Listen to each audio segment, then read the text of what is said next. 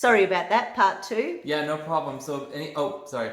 So long story short, then I realized that there was a lot of internalizing, and then I had this explosion, which was an interesting transit in my chart at that time. Because 10 years later, after I'd done a lot of healing, I went to the hospital and got all the papers. Like everything that was documented down, like from my home until they cut me open, like everything in it, because I wanted to see what they wrote about the operation. And then, of Right. course, you better believe I went through and muscle tested like anything that was still there. Like Excellent. the trauma, because I was on anesthesia, I was on so many drugs, there's things I wasn't aware of. And then there was There's so many things in Australia that they do during operations that are so normal they don't even mention it to people. exactly. Like, for example, a natural birth is anything except cesarean sections. Wow. So Wow. everything except for C-sections is considered natural in Australia. Interesting. And I mean, I even had like I've heard the conversations that are going on also when someone's in surgery. Yes. It's like it's important to maybe request to the team to only speak about the operation and not about the Their game weekend or or the weekend or what's yeah. going on. And so anyhow, there's all that stuff going on. And there was I had the interesting transits going through my chart when my appendix exploded. Okay, it was very close to what's called the solar return. Every year we have what's called the solar return. It's our birthday. It's when the sun, because the planets move from the day that we're born, they move, and the sun makes every year 300, 60 days around, like, okay, the sun's not moving, but from our perspective it is. And in a chart, in a transit chart, it returns to exactly when you were born, and this is a time when then you get like a rebirth, a regeneration of energy, and the sun is connected to which chakra do you think the sun would be connected to? Solar energy. Oh, solar plexus? There you go. Right. So every year you on your birthday, give or take a few hours, because it's a different, it's a different calculation every year. You get like a reboot of energy that then it can sustain you for the whole year. So, because how many people do not feel empowered on their birthday? Oh, they mostly feel suppressed. Yeah, they just have this, what have I done? Well, even subconsciously, what have I done in the last year? Why am I still in this place? And they feel less than abundant moving forwards. And even unresolved birth trauma. Yeah. I can't even tell you how many times, I think I mentioned that to you yesterday. That is so obvious now you say it. Yeah. Yeah. And so every year you have what's called a solar return, and that's the only chart that you can actually change depending on if you go to a different city or a different location on Earth. You can adjust the angles. So like in astrology we have what's called the 12 houses, where everything in this world falls into one of these 12 houses. Yes. And so also I have to, disclaim that I created my own system of astrology that's more liberating, getting people outside of the box rather than putting them into a box, like locking in fate. It's more about transcending fate and then going towards your destiny, which is like your goals and things that you want to. Which is amazing. Yeah. And this manifests also through the body, through the different meridians, like as I was saying. Oops, sorry. And there was an intense transit just before approaching my solar return of that 18th year. Right. Okay? And it was like an explosive transit going on. And it happened to me physically. And I can't even tell you how much research, even with my clients and friends and people, and also because I do teach this method also. But it's like people sometimes they just feel like they get up and one day it's like they have no idea why they feel the way that they feel. Yeah. But it could be a position of a moon or planet. We have longer transits, which tend to be like chronic situations, and then we have shorter transits that can be like flighty things that can bother you. But if they get you in the right moment, how quick does it take to make a bad decision that lasts for years? Oh my goodness, absolutely. So it's about being present in the time. So with the scar tissue, what I was saying was, because I have this huge scar just because I didn't really know what to do. They saved my life, thank you. But then I started going to these different healers in Los Angeles and also spiritual guides. And I very much felt that the central meridian, I didn't know what it was at the time, but that it was kind of disappearing around that area where the scar was. Yeah. And it was very interesting because in astrology, which is the system that I've created, like the healing astrology, the central meridian is the sun. And it's so where the governing meridian is the moon, like the unconscious stuff. Right. But the sun is like, this is where we show ourselves, like if you're holding your, like, your posture right, like you're showing yourself, you're shining your light. All the meridians are also connected with the central and the governing meridian. Yeah. The sun and the moon, which are called the great luminaries. The sun, for example, determines like how we measure a day. Yeah. Right? Yes. The moon has a big impact on the tides, the waters in our body. Like the amygdala swells, for example, during full moons. Yes. And that's why people go crazy. Yeah. Many ERs, they will double, like, staff the ER during a full moon. And police stations. There you go. Yeah. So ambulancemen and all sorts of people discuss these things. And so I had to do a lot of healing. I did lots of acupuncture, like to bring, the meridian flow, like through that scar tissue, like you were talking about. And Aurelia, like my wife, she's like a master with the tarot and the archetypes. And so we use the archetypes, like the 22 archetypes, through the 12 different signs, the 10 different planets, which then correspond to the 12 meridians and the 10 different chakras, like on and off body. Yeah. Because we have the personal planets, and then we have the generational planets. And with the generational planets, it's very interesting because you can see what's going on with society. And, and the personal planets, you see how it's impacting each person. And then the other way around, you can see how you're impacting society. So like I was able to predict like, presidential elections publicly even, and also like, certain kinds of things that we've been going through. Yeah. What's been going on. And so it's a really good way to interpret time and to kind of bring this element of time into the body, because it's about the flow of life, like the good fortune, having a good time. How are you using your time?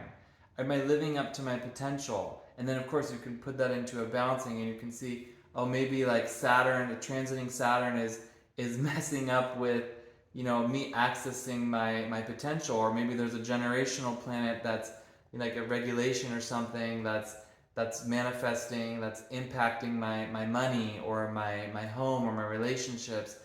And it's really good to get your chart read because you can see where you're more sensitive to certain things. But I wanted to take it a step further. As I started studying, I started to see how it's interfacing with the body, where then I wanted to get hands-on.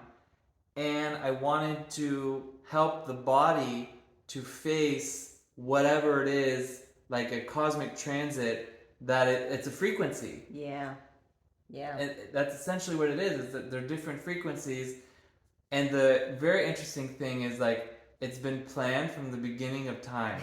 So, like, if you're going to have, like, a Pluto square Saturn, like, at a certain age, it's going to happen no matter what. Nothing you can do about it. No, it's going to happen. There is something you can do about it. You can make the most of it. Right.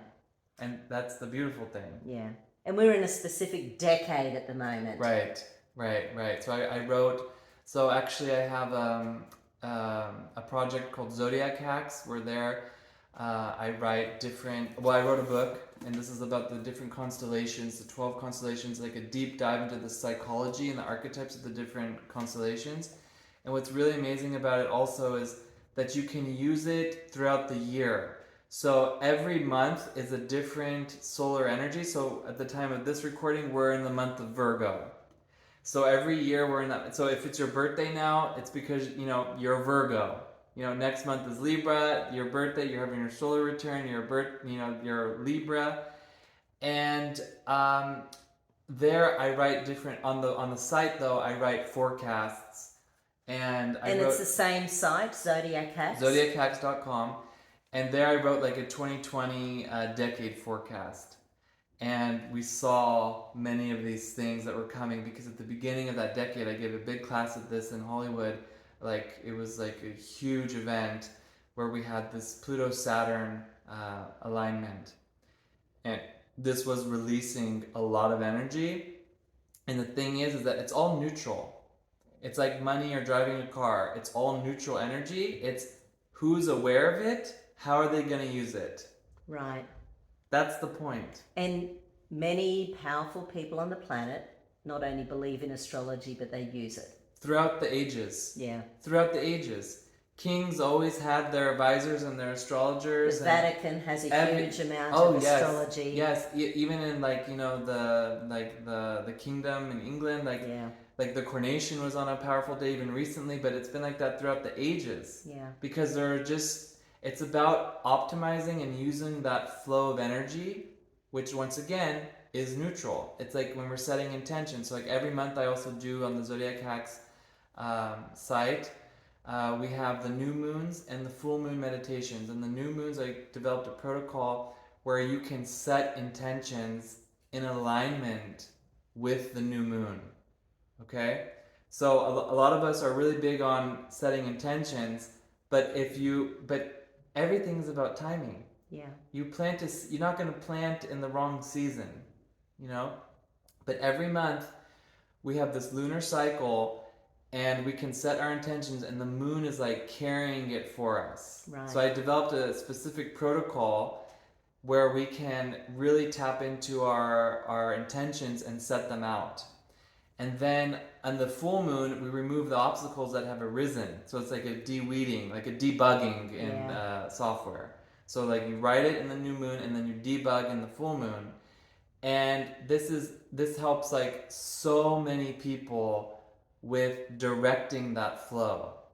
Because like I said, we want the good fortune, and we can't have good fortune by being lazy with our energy or being like bad people, selfish, lying, these kinds of things. Like there's things that we have to work on, and the chart will show us, you know, what is it that we need to work on in any particular moment. Yeah.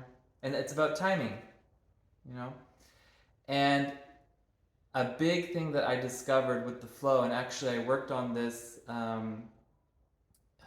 for many years now, is something that I do that's really big with kinesiology on the body, is work with Chiron. And I developed 4 different points depending on different calculations in the chart, and Chiron is the wounded healer. And on our bodies we have what's called the Chiron point that's connected to where Chiron is in our chart. So every sign, so one thing I have to say is like each of us has every sign within us. Right. If you look at these old medieval astrology configurations, like here on this is, let me see if it's on here. It's not really on here, but every sign rules a different body part. So Aries rules the head, and then all the way down to the last sign, Pisces rules the feet. Yay! Yeah, that's right. I mean, you're very good with feet. I am very good with feet. I love the feet. Yeah. And so it's all resting there, like, you know, also all the nerves and the meridians are ending in the feet, and also in astrology, everything that's not resolved is ending in Pisces. Pisces is kind of like the sewer. We are the last. Yeah. Go through the zodiac. I'm always the last. That's right. That's right. The last one. So, but we all have these different signs within us. Yes. And there's more to us than our sun sign.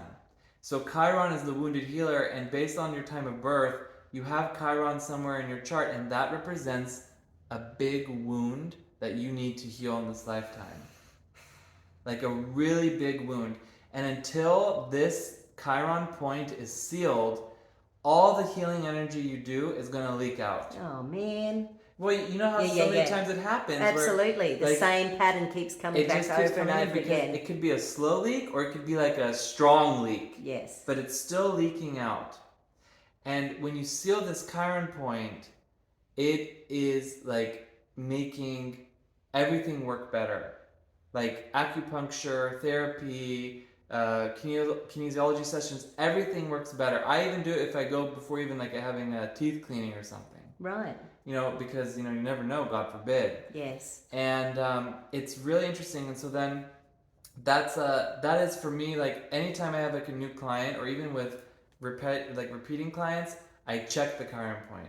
I seal the chiron point. It is so important because it's checking the health. Right. It's like health is good, and is health good or not? If you don't believe health is good in the sense that it's a good thing, or that my health is good or not, because if you don't believe that, then the body's kind of like leaking out that energy. It's not gonna recycle the good energy and distribute it to where it needs to go. Yeah.